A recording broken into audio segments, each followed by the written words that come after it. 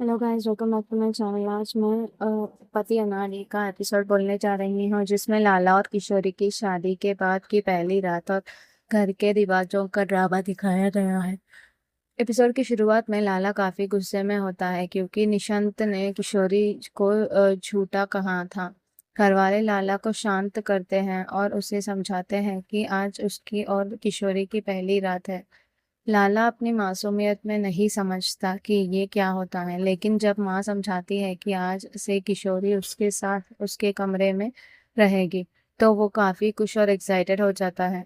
निशंत लाला से माफी मांगने का नाटक करता है और उसे एक गिफ्ट देता है, एक बहुत छोटा सूट कपड़ा। लाला लाला मासूमियत में उसे पहनने की कोशिश करता है और उसे अंदर बुरी तरह फंस जाता है।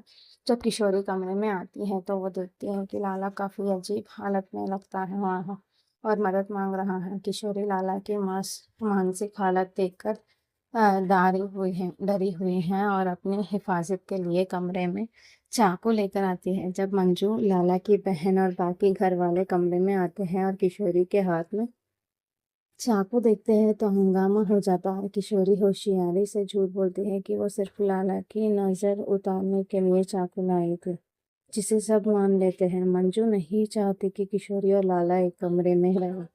वो एक पुराने रिवाज के बहाने बनाती है कि कुलदेवी के दर्शन के लिए बिना नया जोड़ा एक साथ नहीं रह सकते। इस बहाने से किशोरी उस रात लाला के कमरे में रहने से बच जाती है और उसे गुंजन के कमरे में भेज दिया जाता है।